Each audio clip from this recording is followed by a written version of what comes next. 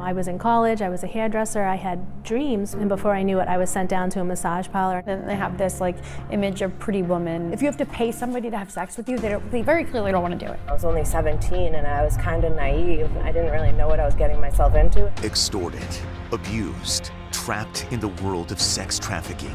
I was locked in a hotel room, right, until it was time to go out and work. He told me he'd kill me if I left. I was completely horrified. I was disgusted. I was ashamed. Tonight, we go inside a crime kept in the shadows, misunderstood.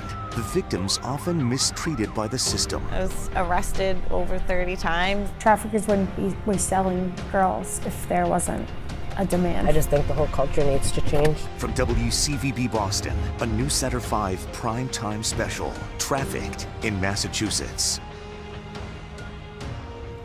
Good evening, everyone. I'm Ed Harding. And I'm Maria Stefanos. It is a secretive world that ironically often plays out in plain sight. Sex trafficking, prostitution, and chances are you have an idea of what you think it is. But the women who have survived the life will tell you it was a nightmare that they didn't want to be in. But getting out isn't that easy. 5 investigators worked for a year compiling and analyzing local criminal cases, finding the treatment of the women and the men who pay for sex is not equal, but there is a push to change that dynamic. And we do want to warn you that the content this half hour is not appropriate for everyone. Our reporter Mike Beaudet is joining us throughout this program. And Mike, you talked with some of the women who've escaped, who've come out stronger and are now trying to help other women.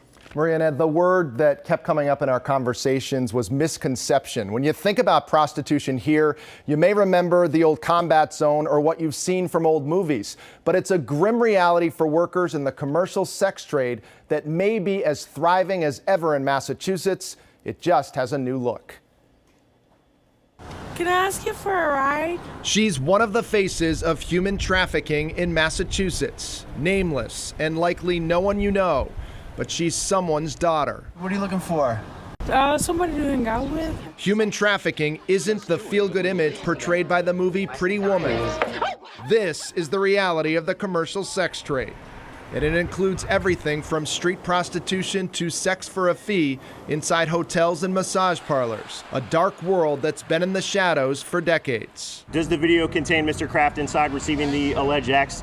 The answer to that is yes. A world where a spotlight is now shining brightly after the high-profile criminal charges against Patriots owner Robert Kraft, who's accused of soliciting a prostitute at a Florida massage parlor on 2 occasions in January. It's helped in a way because it's drawn attention to the issue, which I'm glad, and we can have conversations about this. Jasmine Grace Marino is not your average wife and mom from the suburbs. She's a survivor of human trafficking.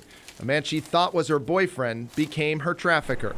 And before I knew it, I was sent down to a massage parlor in Hartford, Connecticut, and I had to service these sex buyers from 10 a.m. to 1 a.m. I spoke up and I said, I can't do this, I changed my mind, and that's when he started to use violence as a way to keep me under his control.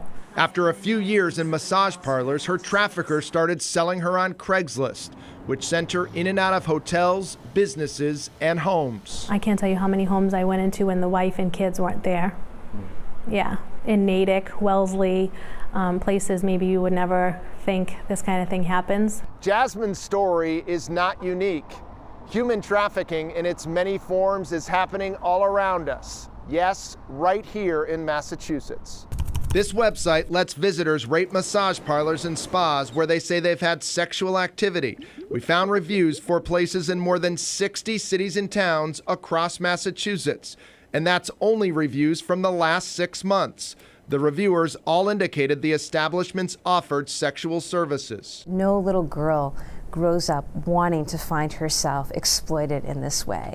Attorney General Maura Healey's Human Trafficking Division has charged more than 50 people since a human trafficking law went into effect in 2012. The women who are involved in human trafficking are not there by choice. These are not consensual sex acts. The money is not going to those women. It is going upstream to human traffickers and pimps who are making a tremendous amount of money through the exploitation of extremely vulnerable people. One of the Attorney General's cases in Middlesex County reveals the hidden world of trafficking. In a good day, we have 4 to 5 customers. Those are the translated words of a woman testifying against her former boss, Zhu Chen, who she and the others called Coco. How did you get to Massachusetts?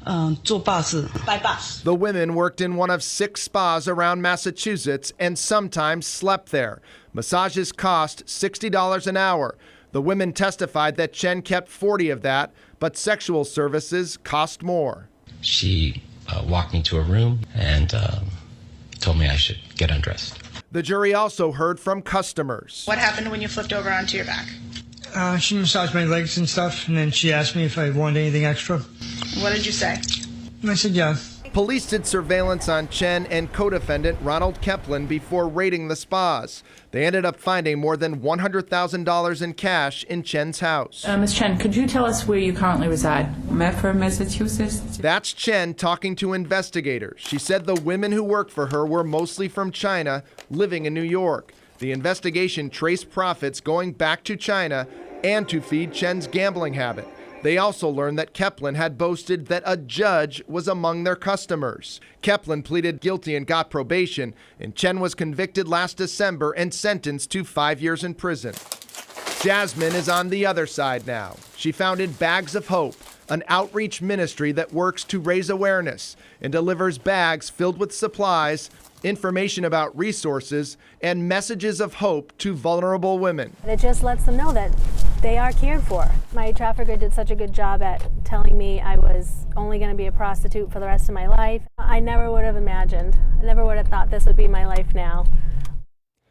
We mentioned Robert Kraft and how that case really has people talking about all of these issues right now. To be clear, Mr. Kraft is not charged with trafficking. He pleaded not guilty to soliciting a prostitute and has denied anything criminal took place. So the way the justice system works in these cases, that's something that you're going to tackle as well tonight. Exactly. We analyzed hundreds of criminal solicitation cases, and what we found are some interesting outcomes about who is charged and then what happens to these cases.